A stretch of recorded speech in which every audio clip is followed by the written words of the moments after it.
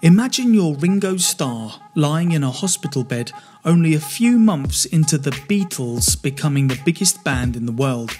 They're playing live and you're watching as someone else is wearing your suit and playing your drum kit. How would you feel? Well, this is exactly what happened to Ringo Starr in June 1964 and what gave unknown session drummer Jimmy Nicol a taste of what it would be like to be a Beatle. By 1964, the juggernaut that was the Beatles' touring life was well underway. In February that year, they had appeared on The Ed Sullivan Show for the first time, propelling them to superstardom. And by the time they were into June 1964, it was planned that they would go much further afield to play for their fans on an Australian tour. The only problem was, Ringo had tonsillitis, an inflammation of the tonsils. Now, as Ringo isn't a singer, you'd think, well, why would this be a problem for someone only drumming?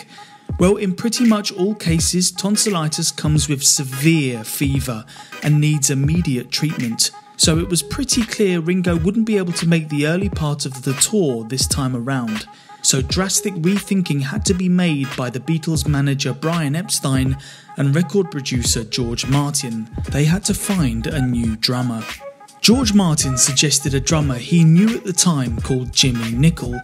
Jimmy had previously been a session drummer on a top 6 label album. This was essentially albums released by leading labels of unknown musicians recording popular hits at the time, which could then be sold at cheaper prices to be more affordable. Well, some of the big hits at the time Jimmy had learned were Beatles songs, putting him in the perfect position to start straight away and play live with the Beatles themselves. His first show live was on the 4th of June at the KB Hallen Arena in Copenhagen, Denmark, and ended only 8 shows later when Ringo was fit enough to come back and join the band, who were now playing in Australia. Early in the morning, once Ringo was back and Jimmy's time as a Beatle was at an end, he was driven to the local airport and given a gold watch by manager Brian Epstein and £500, which in today's money, after inflation, would be around £8,750.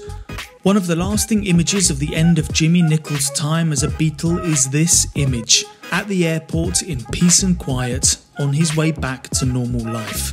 Over the following decades, Jimmy expressed mixed feelings about taking on the role, saying, "Standing in for Ringo was the worst thing that ever happened to me. Until then, I was quite happy earning £30 or £40 a week. After the headlines died, I began dying too."